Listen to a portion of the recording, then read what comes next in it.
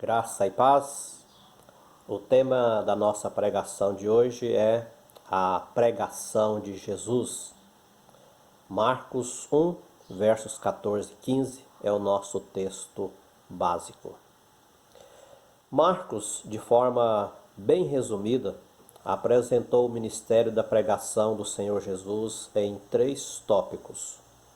Primeiro, a necessidade da pregação do Evangelho de Deus. Versículo 14.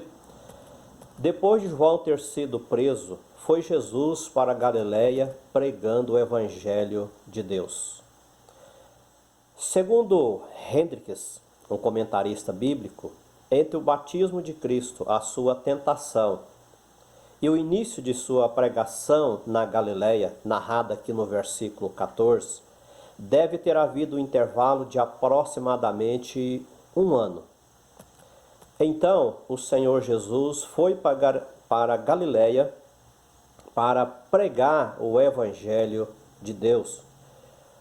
O Evangelho é chamado de o Evangelho de Deus porque ele vem de Deus e nos conduz a ele.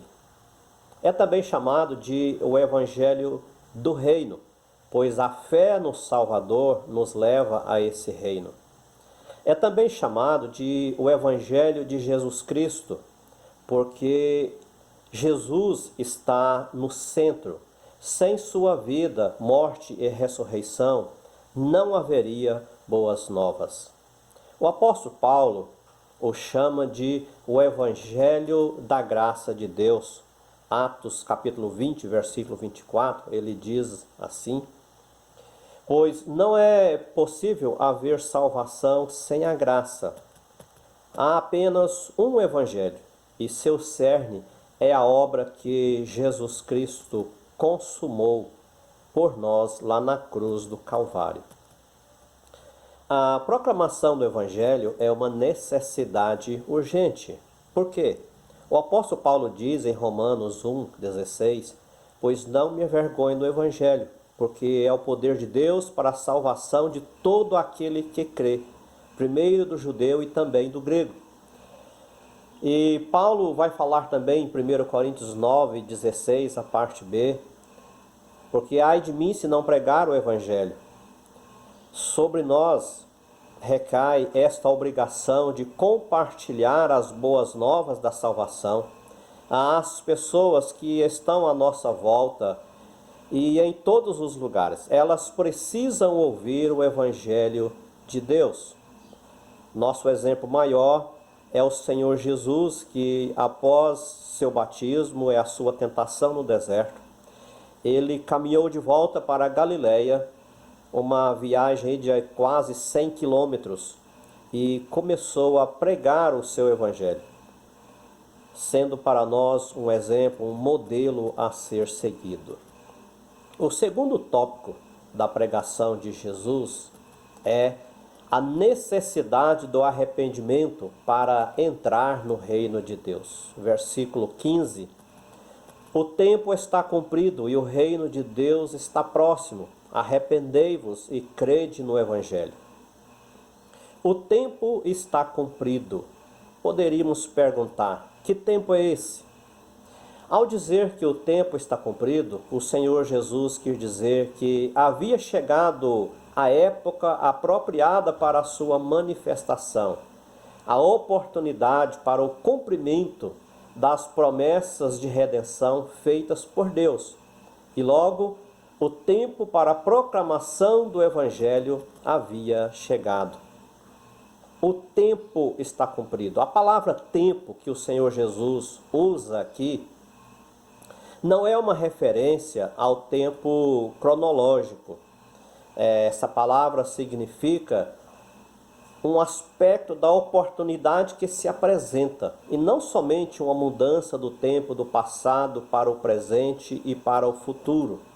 Não meramente uma duração de tempo, mas é uma referência à época apropriada, ao tempo apropriado para a manifestação do Messias. Era chegada a hora do cumprimento daquilo que Isaías profetizou há aproximadamente 750 anos antes de Cristo, lá em Isaías 9, verso 1 e 2, ele diz: mas para a terra que estava aflita não continuará a obscuridade. Deus, nos primeiros tempos, tornou desprezível a terra de Zebulon e a terra de Naftali, mas nos últimos tornará glorioso o caminho do mar, além do Jordão, Galiléia dos gentios. O povo que andava em trevas viu grande luz, e aos que viviam na região da sombra da morte, resplandeceu-lhes a luz. As pessoas estavam vivendo na escuridão do pecado, mas chegou o tempo apropriado para a manifestação do Messias, e essa profecia de Isaías cumpriu quando nosso Senhor iniciou sua pregação ali na Galileia. Por isso Jesus continua: o reino de Deus está próximo. O reino de Deus a que o Senhor Jesus está se referindo é o reino de Deus no coração e na vida dos homens que, atendendo ao chamado de Deus para a salvação, confessariam e deixariam os seus pecados e começariam a viver para a glória de Deus. A salvação é um chamado de Deus. O Senhor Jesus pregou o evangelho de Deus na Galileia, anunciando que o reino de Deus estava próximo. E esse reino de Deus é um reino agora invisível. O Senhor Jesus, ele está reinando na vida daqueles que atenderam ao chamado de Deus para a salvação eterna e se arrependeram dos seus pecados, tiveram uma mudança radical de vida e agora são os seus servidores. Os profetas do Antigo Testamento, muitas vezes, eles falaram do futuro reino, que seria governado por um descendente do rei Davi, que seria estabelecido na terra e existiria por toda a eternidade. Assim, quando o Senhor Jesus falou que o tempo está cumprido e o reino de Deus está próximo, ele quis dizer que o Messias havia chegado para inaugurar o seu reino, há tanto tempo esperado. O reino de Deus tem seu cumprimento final quando Deus estiver reinando no novo céus e nova terra sobre o seu povo redimido e glorificado. Então, quando Jesus declara que o reino de Deus está próximo, ele quis dizer que sua vinda põe em movimento tudo aquilo que contribui para a sua realização. Hoje, o Senhor Jesus, ele está reinando. É um reinado invisível, ele reina no coração do seu povo, na vida do seu povo. Mas o cumprimento final será quando ele restaurar todas as coisas e criar novos céus e nova terra. Então, ele vai governar sobre toda a criação redimida, esse universo será transformado e ele vai reinar eternamente. Ele, o descendente de Davi. E a mensagem dele é: arrependei-vos. Curioso que falar para os judeus naquele tempo, arrependei-vos, que eles precisavam arrepender de seus pecados e serem batizados, era um discurso que soava assim um pouco ofensivo aos ouvidos judeus, porque contrariava a crença judaica predominante a respeito da salvação. Para a maioria dos judeus, se a pessoa houvesse nascido numa família judaica e não rejeitasse a lei de Deus, ela seria salva.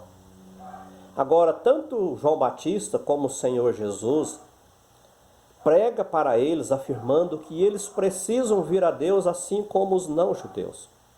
A mensagem do arrependimento é para todos. Todos precisam ouvir. O Senhor Jesus, ele convida os seus ouvintes a arrependerem dos seus pecados, para ser o seu seguidor. É preciso ter uma vida totalmente mudada, transformada pelo poder do Evangelho. E esse arrependimento é provocado no coração do homem por Deus, é uma ação divina. O apóstolo Paulo vai falar em Romanos 2,4 que a bondade de Deus é que nos induz ao arrependimento.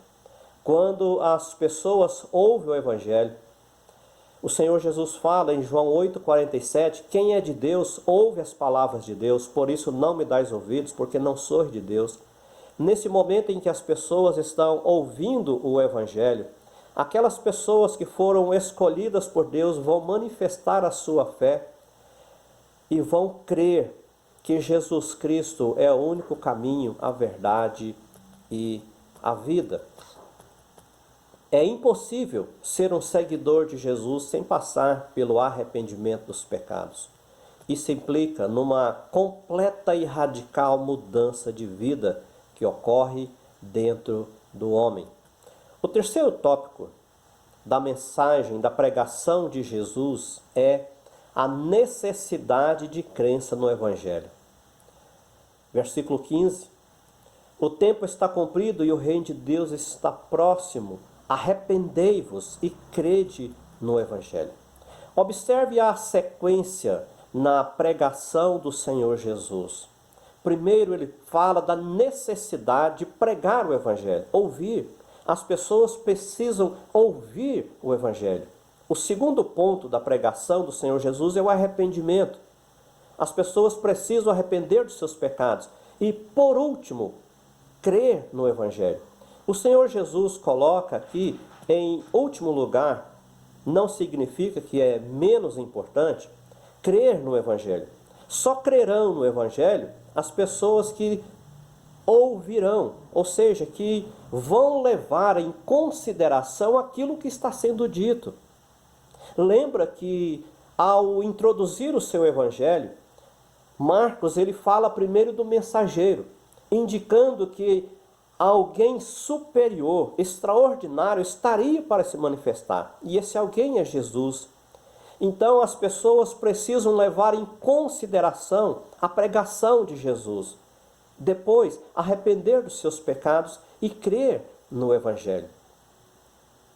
É necessário ouvir a pregação, arrepender dos pecados e finalmente crer no Evangelho. Crer no Evangelho implica necessariamente em ouvir, em arrepender. Crer no Evangelho significa ser transformado e moldado pelo poder desse Evangelho. Crer no Evangelho não significa nós acreditarmos que o Evangelho que Jesus pregou é verdade, que a Bíblia Sagrada é a palavra de Deus. Isso não basta. Não basta as pessoas confessarem com os seus lábios que Jesus Cristo é o Filho de Deus, que Ele é o Salvador. Precisa ir além disso. Crer no Evangelho significa entregar a vida incondicional ao Senhor em arrependimento e fé. E ter o Evangelho como guia para a sua vida, como autoridade suprema sobre a sua vida. Isso é crer no Evangelho. Crer no Evangelho significa conversão, mudança de vida. Isto é crer no Evangelho. Jesus não está convidando as pessoas a fazer uma confissão formal. O que o Senhor Jesus quer é que as pessoas fizessem essa confissão dentro delas. Crer no Evangelho significa ser transformado de dentro para fora. Crer no Evangelho implica necessariamente em entregar a vida a Jesus e segui-lo como o único caminho. É tê-lo como seu salvador pessoal e viver para ele. Isso é crer no Evangelho. Não é simplesmente acreditar que a Bíblia é a palavra de Deus, que o Evangelho é as boas novas de Cristo. Vai muito além disso. Então, após o seu batismo e a sua tentação no deserto, onde o nosso Senhor teve uma vitória esmagadora sobre o maligno, ele se desloca para a Galiléia e começa a pregar o Evangelho do reino de Deus, falando o tempo está cumprido.